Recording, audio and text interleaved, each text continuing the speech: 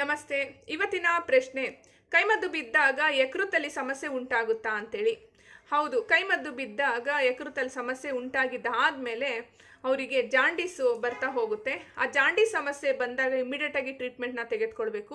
Urine pass ಮಾಡಬೇಕಾದ್ರೆ ಹಳದಿ ಕಟ್ಟೋದು, ಕಣ್ಣೆಲ್ಲ ಹಳದಿ ಕಟ್ಟೋ ಅಂಥದ್ದು, ಬಾಡಿ ಎಲ್ಲ ಹಳದಿ ಆಗೋದು, ಉಗುರುಗಳು ಹಳದಿ ಆಗೋದೆಲ್ಲ ಆಗುತ್ತೆ. ಇದೆಲ್ಲ ಸಿಂಪ್ಟಮ್ಸು.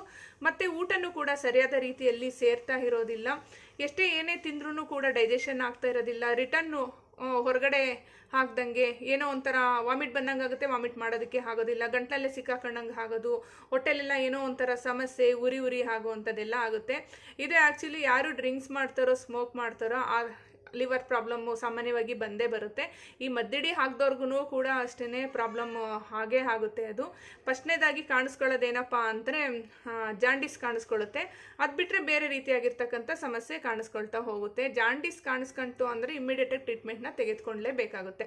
ಮತ್ತು ಇದ್ರ ಜೊತೆಯಲ್ಲಿ ಇದ್ರ ರಿಲೇಟೆಡ್ ಆಗಿರ್ತಕ್ಕಂಥ ಸಮಸ್ಯೆಗಳೆಲ್ಲ ದೈಹಿಕವಾಗಿ ಸ್ಟಾರ್ಟ್ ಆಗ್ತಾ ಹೋಗುತ್ತೆ. ಗ್ಯಾಸ್ಟ್ರಿಕ್ ರಿಲೇಟೆಡ್ ಇರ್ತಕ್ಕಂಥದ್ದು, ಮತ್ತು ಗ್ಯಾಸ್ಟ್ರಿಕ್ಕಿಗೆ ಸಂಬಂಧಪಟ್ಟಿರ್ತಕ್ಕಂತಹ ಒಂದು ಸಮಸ್ಯೆ ಉಂಟಾಗಿದ್ದಾದಮೇಲೆ ಆ ಸಮಸ್ಯೆಗೆ ಸಂಬಂಧಪಟ್ಟಿರ್ತಕ್ಕಂಥ ಇನ್ನೊಂದು ಸಮಸ್ಯೆ ಸೃಷ್ಟಿಯಾಗ್ತಾ ಹೋಗುತ್ತೆ.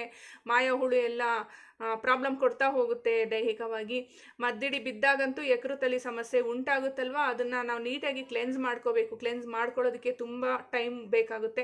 ಕೆಲವೊಬ್ಬರು ಪ್ರಶ್ನೆ ಕೇಳ್ತಾರೆ, ಈ ಥರ ಆಗಿದೆ, ಹಿಂಗಾಗಿದೆ, ಇಷ್ಟು ಅಮೌಂಟ್ ಆಗುತ್ತೆ, ಈ ಟ್ರೀಟ್ಮೆಂಟ್ ತಗೊಳ್ಳಿ, ಇಷ್ಟು ದಿವಸ ಅಂತ ಎಲ್ಲ ಕೇಳ್ಕೊತಾರೆ. ಕೊನೆಯಲ್ಲಿ ಅದೇನಾಗುತ್ತೋ ಏನೋ, ಕೆಲವೊಬ್ಬರು ಬರೋದೇ ಇಲ್ಲ ಮತ್ತೆ ವಾಪಸ್.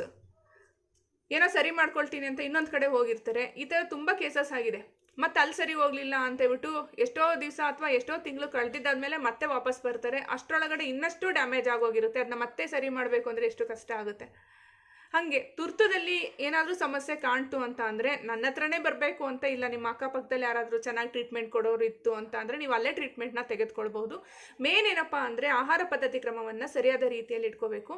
ಮತ್ತು ಇನ್ನೊಂದು ವಿಷಯ ಏನಪ್ಪ ಅಂತ ಅಂದರೆ, ತುಂಬ ಜನಕ್ಕೆ ಹೇಳ್ತೀನಿ ನಾನ್ ವೆಜ್ ಯೂಸ್ ಮಾಡಬೇಡಿ ಅಂತ ಹೇಳಿದ್ರು ಕೂಡ, ಇಲ್ಲ ಮೇಡಮ್ ಒಂದು ಚಿಕ್ಕ ಪೀಸು, ದೊಡ್ಡ ಪೀಸು, ಇಷ್ಟು ಪೀಸು ತಿನ್ಬಿಟ್ಟೆ ಅಂತ ಹೇಳ್ತಾರೆ. ಅದು ತುಂಬ ತಪ್ಪಾಗುತ್ತೆ. ಯಾಕೆ ಅಂತ ಅಂದರೆ, ಮದ್ದಿಡಿ ಬಿದ್ದಿದ್ದಾದಮೇಲೆ ನಮ್ಮ ದೇಹದಲ್ಲಿ ಒಂದು ಜೀರ್ಣ ಶಕ್ತಿನೇ ಇರೋದಿಲ್ಲ.